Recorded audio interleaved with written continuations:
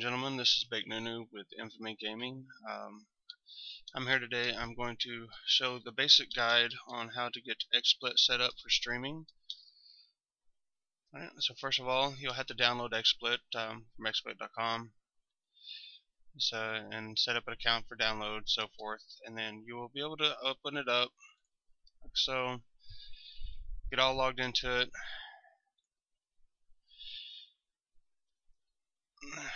And once we're logged in, I will go step by step on how to set it up, test your connection, and get you rolling and everything you need to know.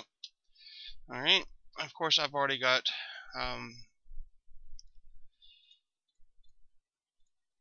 everything kind of set up on this, so I'll erase everything out and show everybody step by step. So what you're going to need, of course, is Xsplit, and then you will need an account channel with either Own TV or Justin TV or Twitch TV, whichever you prefer to use. Right now I'm going to set everything up for a Twitch TV account. So first thing you will do is you'll be on scene 1 is go ahead and add your screen region. This is what you're going to be streaming. So if you click on add stream region, you will get the nice little arrows. Oops, not what I wanted. Remove. There we go. Alright, so add screen region. Start at the bottom and work your way up. Now you got your whole screen. Once you do that, just drag it to where it fills up the whole screen. That way, everything that you're seeing on your computer screen is what's going to be displayed. Alright, you can mess around with these settings as far as the screen region to hide your desktop if you choose so. There's programs out there that actually hide that off as well. Or if you're running 2 screens, just move everything over to the other screen so nobody can see it anyway. Alright, another thing you can do if you want to title your screen is click on the add button, add title. We'll just leave it blank at title text and OK, and then you will resize it and then move it wherever you want it to be displayed on your stream. If you want pictures, funny pictures, whatever you want added on, you just click add again, add media file, go into your pictures, click what you want to add on, and of course then just resize it and put it on your screen wherever you choose to have it on there. Alright, so now your basic of what you're going to be displaying is set up. So now let's actually go into editing your channel that you're going to be displaying it on so other people can watch it. What you'll do is go into broadcast, edit channels. Of course you can see that I already have 2 channels set up. You're going to edit channels, then you will click on add, and if you select either owned, Justin TV, Twitch TV, so forth and so on. Right now I've already got them set up, so what I'll do is go in and edit everything, which will pretty much show you everything that you're going to be doing when you add it. So we've got the Twitch TV properties opened up right now. What you'll need to do in the channel section is actually log in with your Twitch TV account and password, and once you get that in, it actually should bring up your channel name automatically. After that's all done, what you'll do is set your location. This is not the location of your stream. A lot of people actually think that and leave it at default, but what you really need to do is this is the location of the Xsplit server that you're going to be broadcasting through and connecting to. So picking the closest one to your location will help the quality and upload speed of your stream. I am on the East Coast in the Virginia area myself, so I just set it up with the closest to me of Ashburn, Virginia. Select it and leave it be. Alright, next is video encoding. You can leave this at Xsplit default, but I suggest at least trying it at very fast, if not faster. That'll kind of help the speed of the video encoding and allow a smooth transition as far as getting into those team fights, or if there's a lot of skills and spells being cast or whatever that might lag it down. This actually kind of help as far as that goes and keeping everything so it doesn't look laggy on the viewer's end. Quality. For the free version of XSplit, if you don't have the paid license, um, it's usually best to set it somewhere between 5 and 7. You can set it at 10 depending on what your computer can handle. I've set it everywhere between 5 and 10 and have not really noticed too big of a difference between 7 and 10. So I would suggest 7. I just like mine having maxed out, so I can say it's maxed at 10. So if you set that at 7. Alright, next thing over here, right next to it, is the max bitrate. This is pretty much your upload speed on what your computer and your internet can handle uploading to the XSplit server. I've got mine set on 2500 right now. That's something that I know and have tested that it can handle. But what you'll do is I would suggest starting out at 1000. And if you start at 1000, I'll even do it now. Once you change that number, the buffer number over here changes as well. Don't worry about that. Just leave it exactly the same. The numbers will match. All right. Resolution, just leave it at the default stage resolution, which is fine. All right. And of course, down in the audio encoding, if you have the free version, you do not have the option of choosing it to AAC. You have to leave it on specs, and that's kind of the crappy part of having XSplit as far as the free version is concerned, because the audio quality is less than par. However, you can change the bitrate up to make it a little better. If you max it out, you're fine, but it's not going to make too big of a difference. So you can actually lower it down, so you can actually boost up the video encoding bitrate a little bit, depending on how your internet connection is. Right now, I'm going to leave it maxed out. Always leave the automatically record broadcast unmarked. Do not check this. What it does, if you do have it checked, it's going to automatically save every recording and everything that you're streaming onto your computer. And if you don't clear that out, so forth and so on, that's just going to take up space, hard drive, and slow down your computer speed. Alright. Now, once you actually have that set and you got your bitrate set for the video encoding, test your bandwidth. You will have to do this several times to get the right bitrate for your connection. Alright, and I will go ahead and hit a test, and just because it's set at 1000, then that's pretty much what the max my computer is going to allow, depending on the internet connection. So I should actually test out green here. You have a red, yellow, and a green setting. Alright, well, this take just a few minutes. It only takes about a minute to be exact. And then it'll give you the red, yellow, or green score. If you're green and you test green, I'd suggest doing this at least 3 times. If you test green 3 times in a row, then move it up by 500.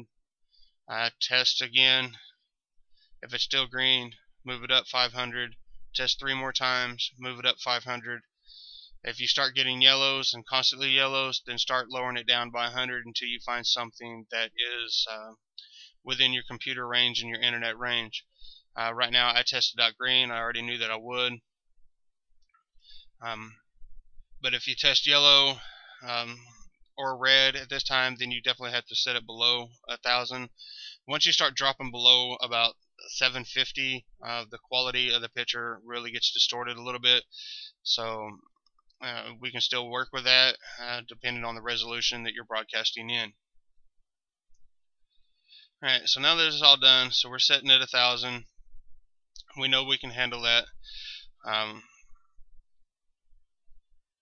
Then you just hit OK, apply,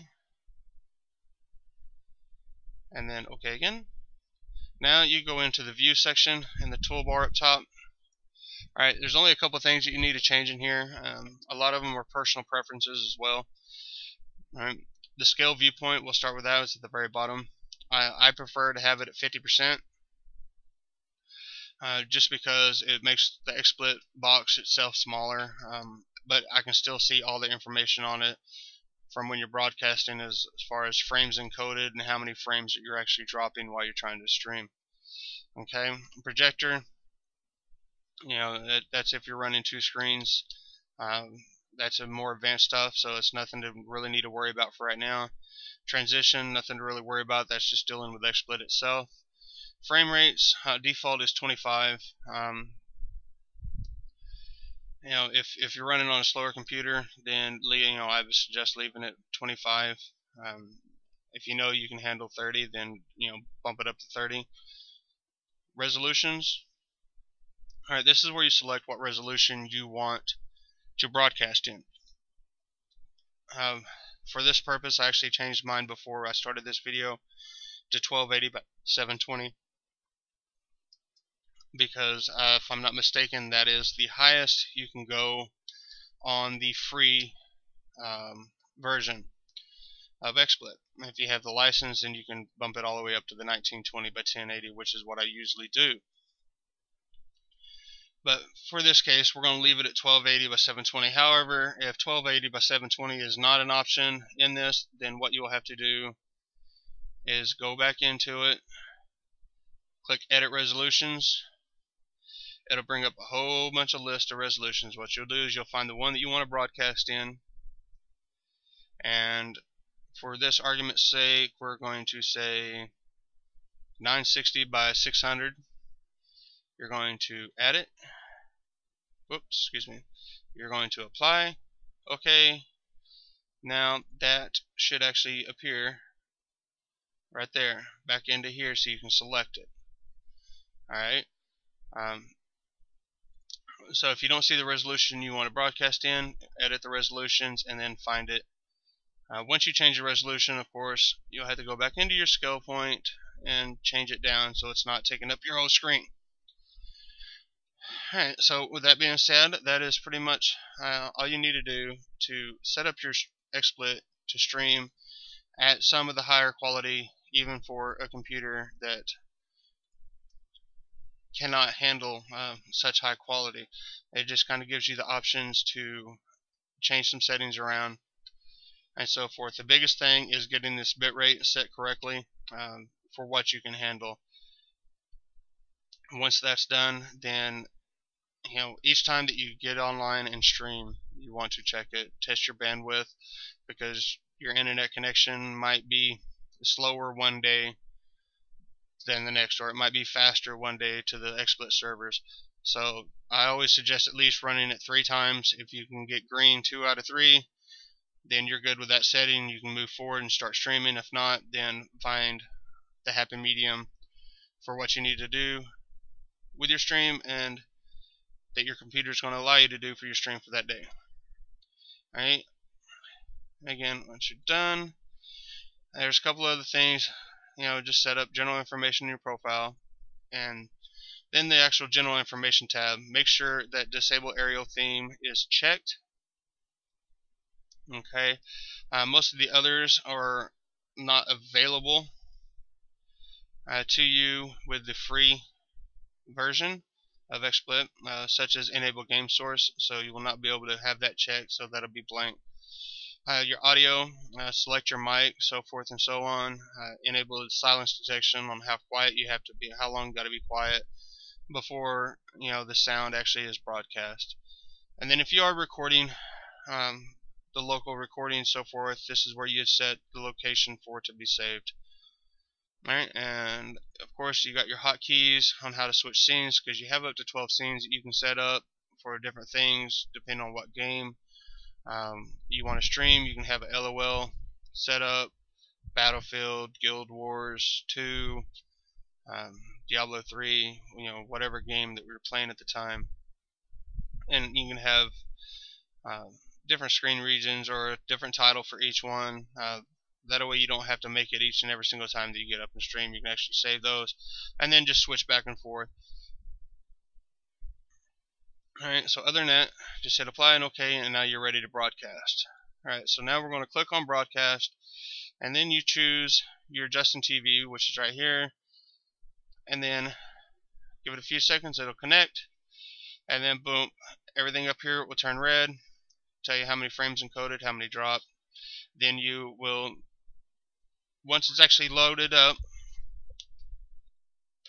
and everything else, it'll actually copy it for you. So all you got to do is paste in a browser or paste a link to anybody in a message or a forum. So just hit paste and go, and then it'll take you directly to your channel and show you your stream. As you can see, mine's live, and I'm sitting here moving my mouse around, and this is what everybody else is going to be seeing. Alright, if you go into full screen, as you can see, I'm still running pretty clear as far as the text and everything. Here's my title set up here. Here's my picture sitting over here. Again, if you maximize the actual video, then of course it gets a little glitchy and you really can't tell if it's maximized or not. But here's the picture that I added on there, so this is what everybody's seeing. The title text up here, which is white. You can actually change the colors, you just got to go into those settings. And then of course the desktop background and everything else. So that is all you need to do to set it up. And again, just mess around with some settings yourself. If you ever need any help, please feel free to comment below or contact me in the Infamy Gaming forums, and I will be glad to help you get everything set up you need. Alright, thank you, and everybody have a great day.